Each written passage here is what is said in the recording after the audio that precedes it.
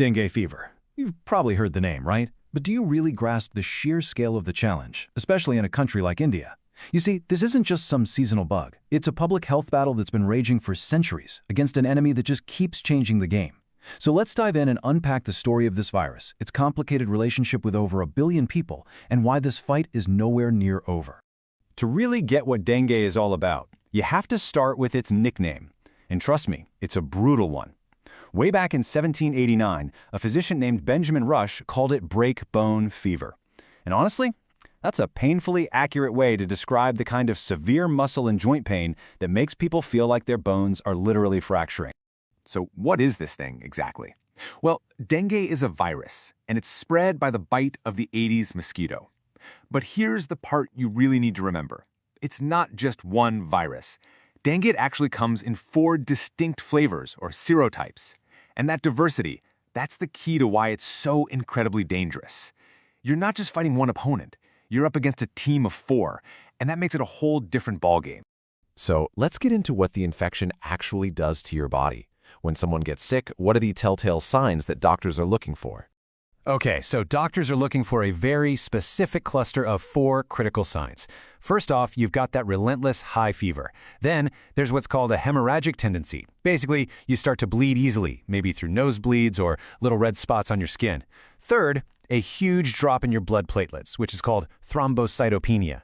Platelets are what help you clot, so that's bad news. And finally, the most dangerous sign of all, evidence of plasma leakage. This is where your blood vessels get leaky, fluid seeps out, and it can lead to shock and organ failure.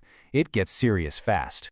All right, now let's zoom in on India, where the history of dengue is every bit as complex as the virus itself. This isn't some new problem that just popped up. It's been around for a very, very long time.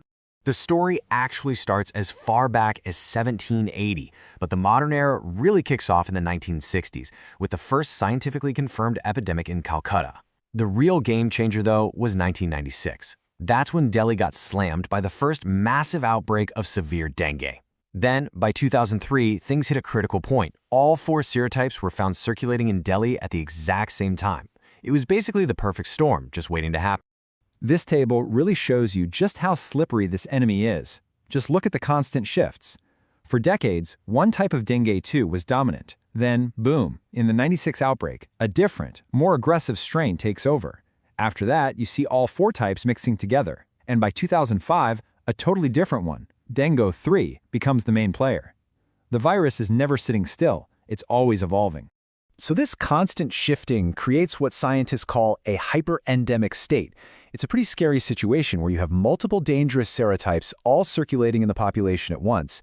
And as we're about to find out, that is the perfect recipe for a much more dangerous form of the disease.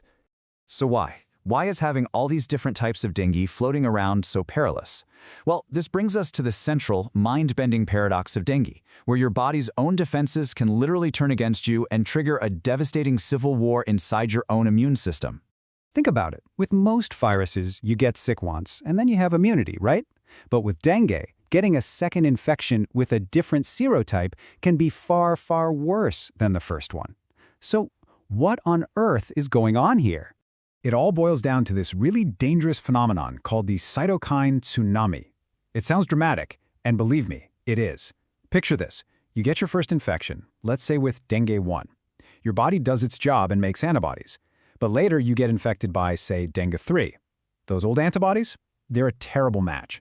Instead of stopping the new virus, they can actually help it infect your cells, which triggers an absolutely catastrophic overreaction from your immune system. This massive flood of inflammatory molecules, that's the tsunami that causes all the severe symptoms. And this is the whole crux of the problem. It isn't just the virus itself. It's the body's own defense system that goes haywire and causes the life-threatening plasma leakage and shock. It is, quite literally, a tragic case of friendly fire from your own immune system. So, when you're faced with an enemy this complex, this tricky, how do you even begin to fight back? Well, the response has to be a war on multiple fronts, a coordinated counteroffensive against both the virus and the mosquito that carries it. The counterattack is really happening on 4 main fronts. We need to diagnose it faster, treat the symptoms better, develop a vaccine to prevent it in the first place, and of course, control the mosquitoes that spread it. On the diagnosis front, speed is everything, and we've made some huge leaps here. We've moved from older, slower methods that just look for your body's antibody response, which takes time, to modern antigen tests that can spot the virus itself much, much earlier. We even have advanced molecular tools now that can tell doctors the exact serotype a patient has, which is critical information for managing the illness before it gets severe. Now, when it comes to treatment, and this is really important, there's no magic pill. There is still no specific antiviral drug that can just cure dengue. Instead, the care is all about this delicate balancing act called supportive care. It means doctors have to meticulously manage a patient's fluids, their blood pressure, and all their vital signs. Basically, they have to carefully guide them through that storm until their body can recover on its own. The holy grail, of course, is a vaccine. But remember that whole cytokine tsunami problem? That's why this is so unbelievably hard.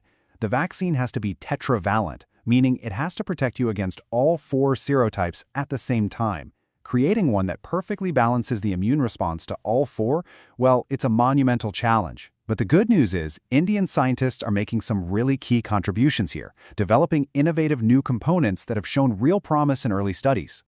But even with all of this incredible progress, the reality is that this remains a massive, unfinished fight. And not just for India, but for the entire world. Just take a second and look at this number. 2.5 billion people.